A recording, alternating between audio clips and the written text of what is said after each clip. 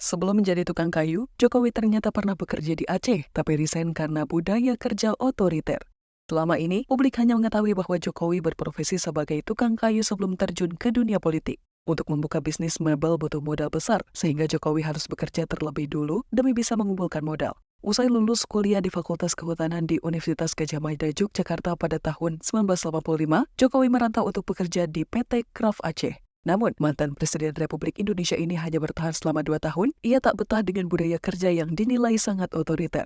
Setelah resign, ia pulang ke kampung halaman di Solo dan berniat mewujudkan impian masa kecilnya untuk mendirikan usaha mebel. Sayangnya tabungan dari gajinya selama 2 tahun di Aceh tak mencukupi. Beruntung ia diajak kerja oleh saudaranya di bidang perkayuan. Hingga akhirnya, Jokowi mendirikan bisnis kecil-kecilan setelah mendapat modal tambahan dan sisanya hasil dari pinjaman bank sebesar 30 juta rupiah. Bisnis mebel tersebut bernama CV Rakabu yang didirikan bulan Februari 1988 dengan menempati kios di daerah Kadipio, Solo. Di awal bisnis ini Jokowi hanya memiliki 3 karyawan hingga membuatnya tak punya pilihan untuk melakukan pemasaran dan membantu proses produksi. Pria kelahiran 21 Juni 1961 ini sudah terbiasa dengan dunia perkayuan karena ayahnya juga bekerja di bidang perkayuan. Walaupun jadi owner usaha mebel ini, Jokowi harus terjun ke lapangan karena ia belum jadi pemain besar. Bahkan, proses pemasaran dilakukan dengan metode jemput bola, dengan menawarkan berbagai furniture dari kayu ke setiap rumah. Kerja kerasnya perlahan membuahkan hasil, hingga akhirnya Jokowi mengembangkan usahanya di Jakarta tahun 1990.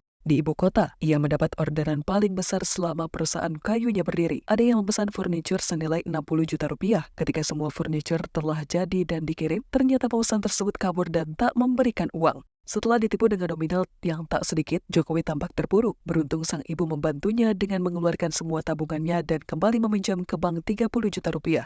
Jokowi terlihat kembali bersemangat dan mulai mengubah caranya dalam transaksi jual beli dengan meminta uang muka terlebih dulu sebelum proses produksi dilakukan.